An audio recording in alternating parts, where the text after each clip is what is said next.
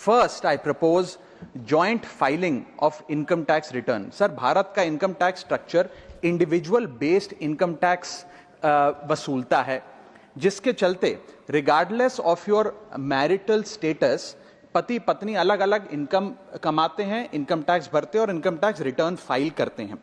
उनकी इनकम को क्लब नहीं किया जाता, एग्रीगेट नहीं किया जाता। इस वजह से डुअल इनकम कपल्स, जिसमें पति पत्नी दोनों पैसा कमाते हैं, इनकम कमाते हैं, उनको सेपरेटली टैक्स किया जाता है, जबकि उनके लॉन्ग टर्म इन्वेस्टमेंट्स शेयर्ड हैं, हाउस होल्ड के खर्चे शेयर्ड हैं, फाइनेंशियल रिस्पॉन्सिबिलिटी शेयर्ड है, चाइल्ड केयर कॉस्ट शेयर्ड है, तमाम लिविंग एक्सपेंसेस शेयर्ड हैं।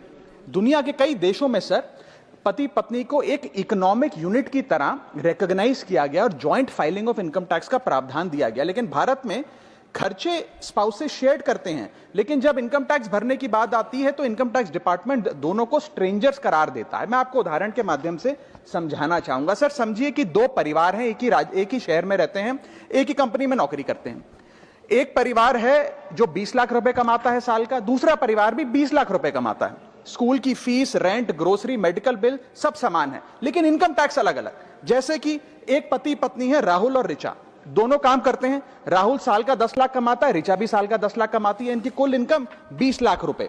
क्योंकि 12 लाख रुपए तक की रिबेट पर असेसी इनकम टैक्स देता है, तो ना राहुल को इनकम टैक्स भरना पड़ता है क्योंकि उसकी आमदनी भी 12 लाख से कम 10 लाख है, और ना ही ऋचा को इनकम टैक्स भरना पड़ता है क्योंकि उसकी आमदनी भी 12 लाख से कम है, यानी कि हाउस होल्ड का टैक्स जीरो। दूसरा परिवार है नमन और नेहा। नमन साल का 20 लाख रुपए कमाता है और नेहा ने अपनी नौकरी छोड़ दी। वो घर पर बच्चे का ध्यान रखती है, माता पिता की जो बूढ़े हो गए उनका ख्याल रखती है।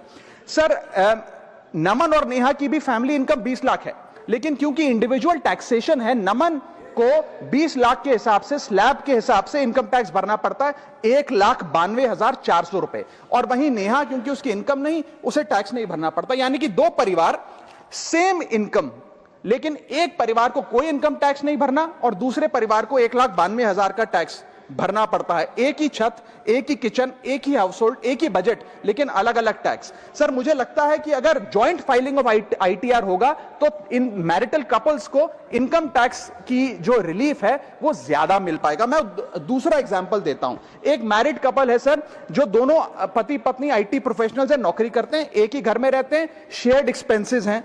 पति 18 लाख रुपए साल का कमाता है, पत्नी 6 लाख रुपए साल का कमाती है, यानी कि कुल इनकम दोनों की 18 जमा 6 24 lakh.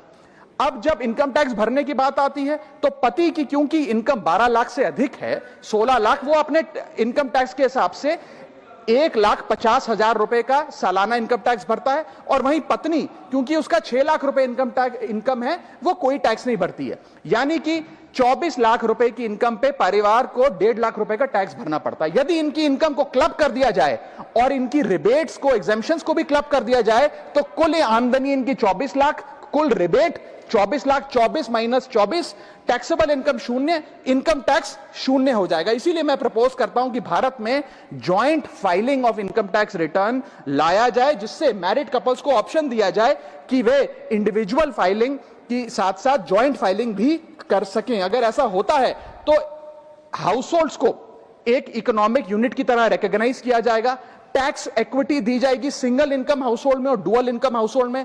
Third, single income earner को अनयूज्ड एग्जेम्पशन अपने स्पाउस की यूज करने का मौका मिलेगा।